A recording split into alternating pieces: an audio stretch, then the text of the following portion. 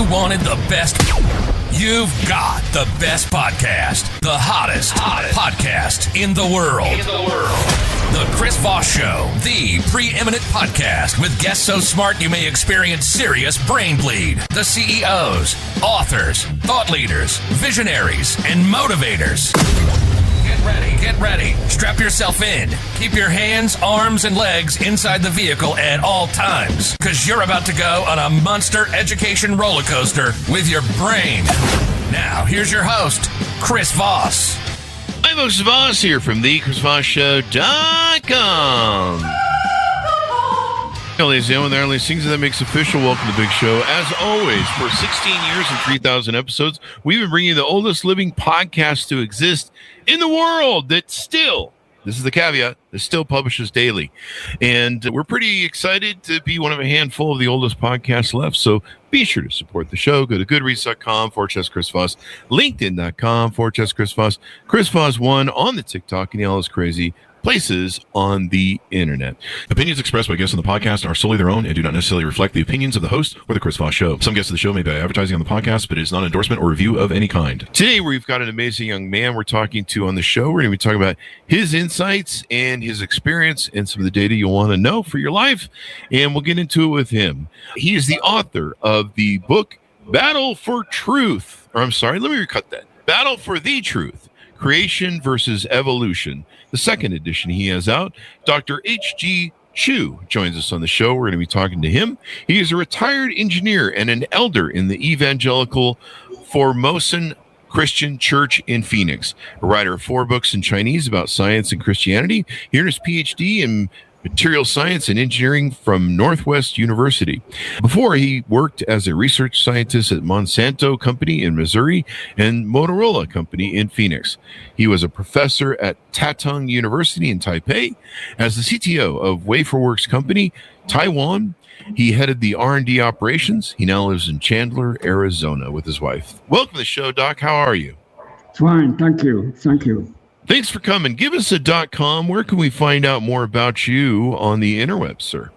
Website is hdchiou2026.com. All right. Sounds good. Give us a 30,000 overview. What's inside this book, Battle for the Truth? Okay. This book is about the creation versus evolution. And we know evolution is Charles Darwin.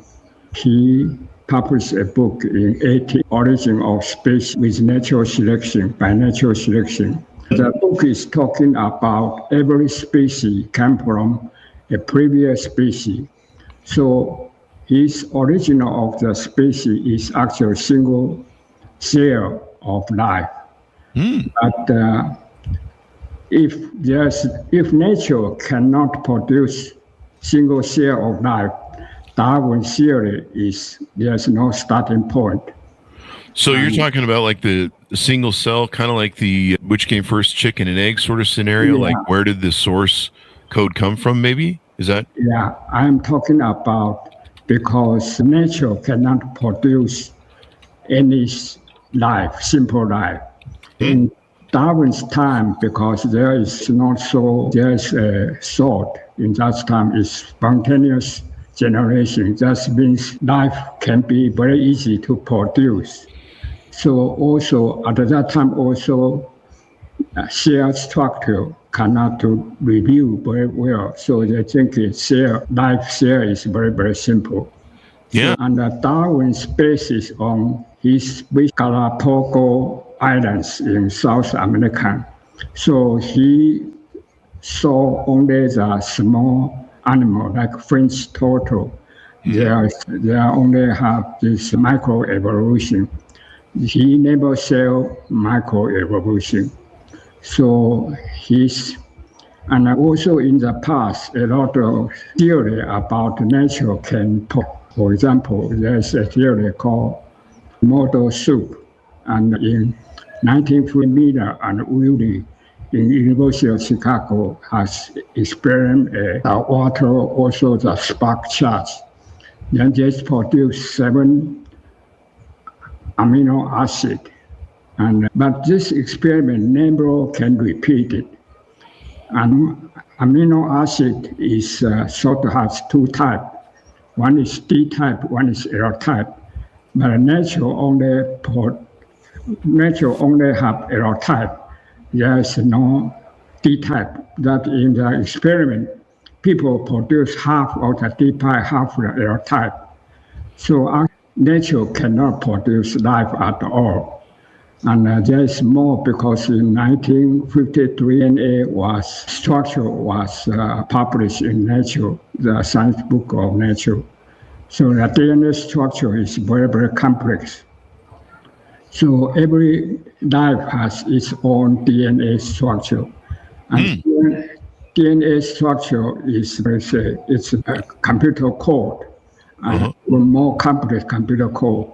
So people writing computer code need computer engineer, but DNA need produce DNA need intelligent designer. That means God. There's also let's say God creation, the nature, the universe has its purpose. The evolution theory, thinking of random theory, that's been by chance. Let's make an example. Human brain is about 3 pounds, but chimpanzee brain is only about 1 pound. Oh, yeah? But heart, chimpanzee heart is much bigger than human heart, but DNA sequence numbers. But the difference between chimpanzee and human is 1.23%. Yeah, it's really small. DNA difference that came up about 37 million difference. So there's a lot of difference that's possible human evolve from chimpanzee.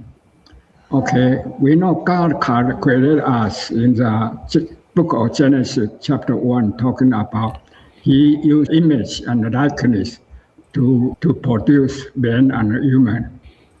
So God give human the image is also to rule all the animals on the earth. So God not create.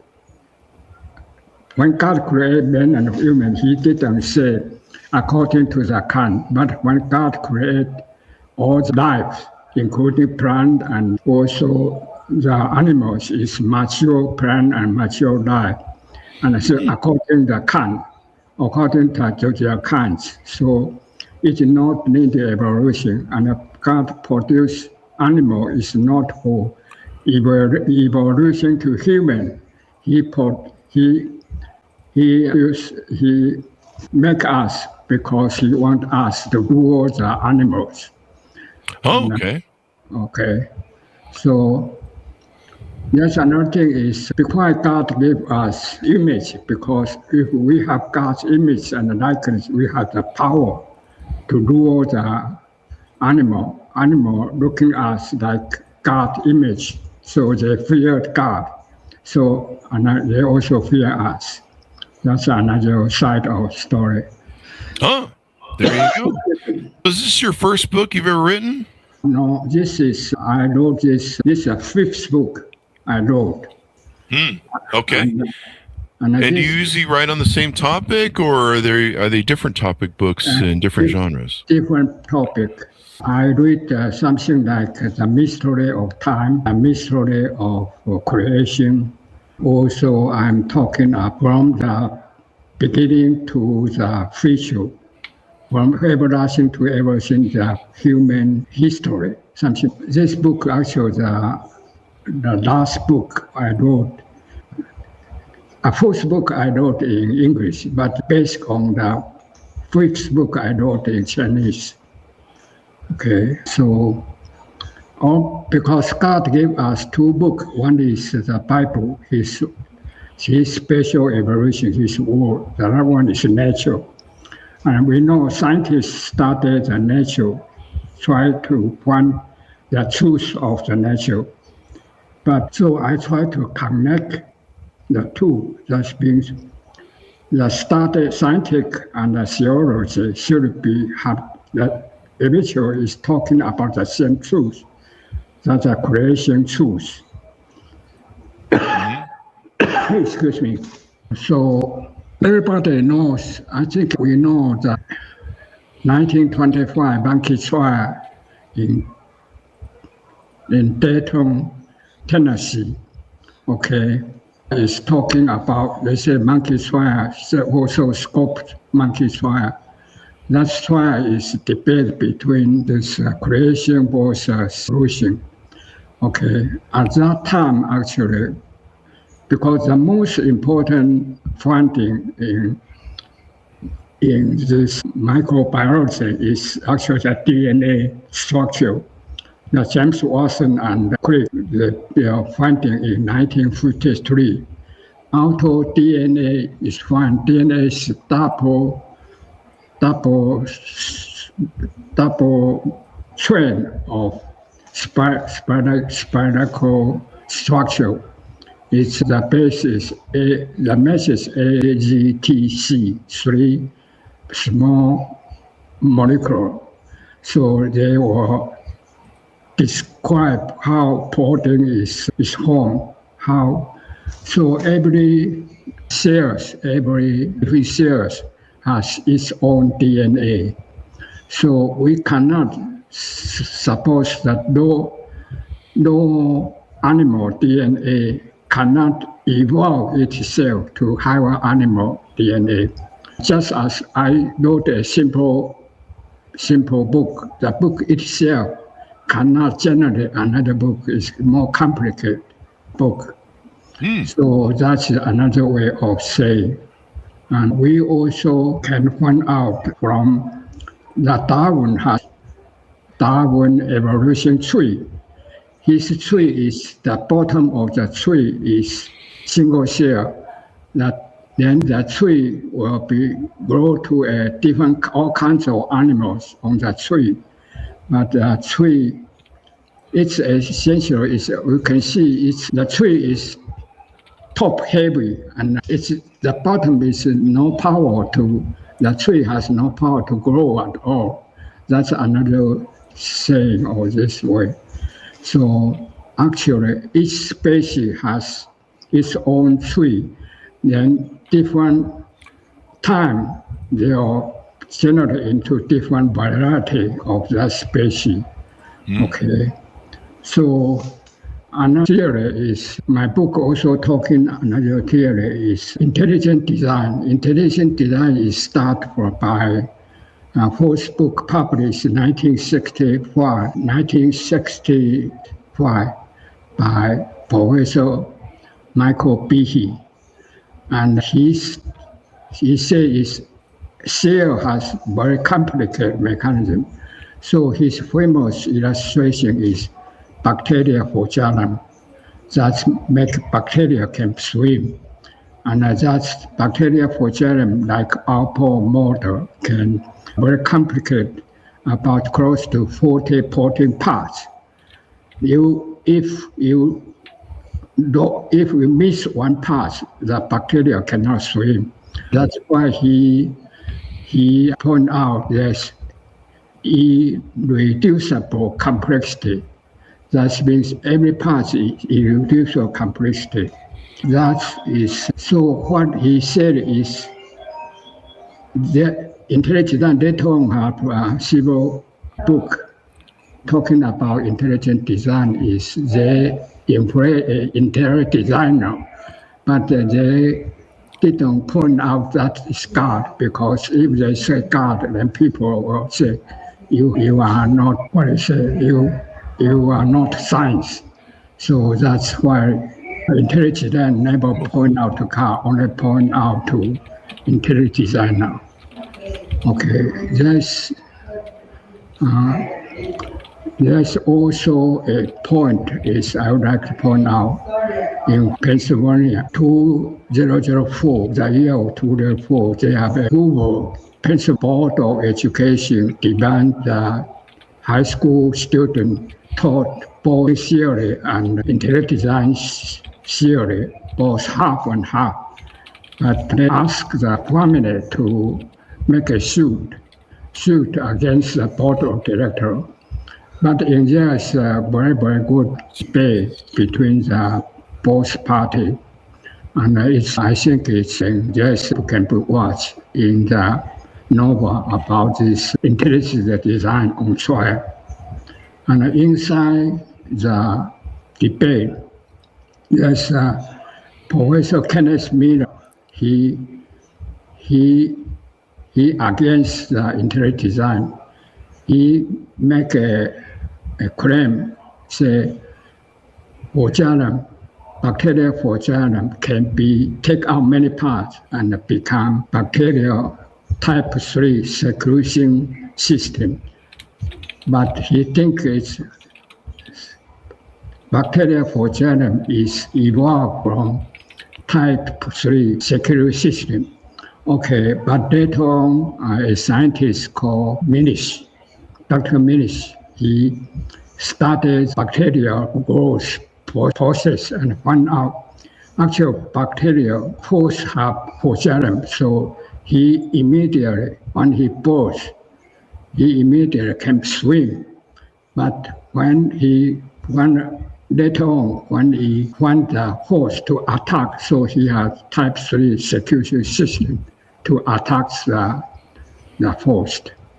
So essentially, it's not very.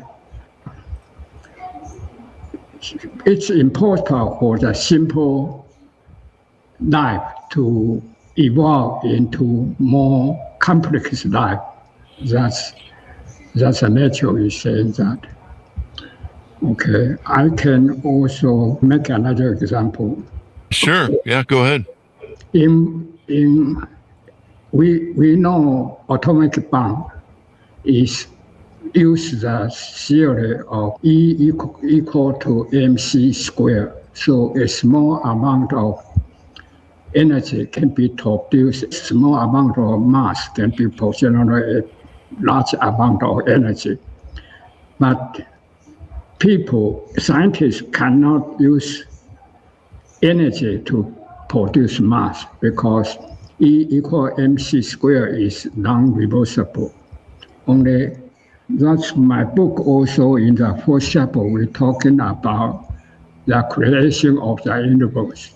That's the creation of the universe. We have many years, we have these people looking at the universe and there's debate, okay. But God said in the beginning,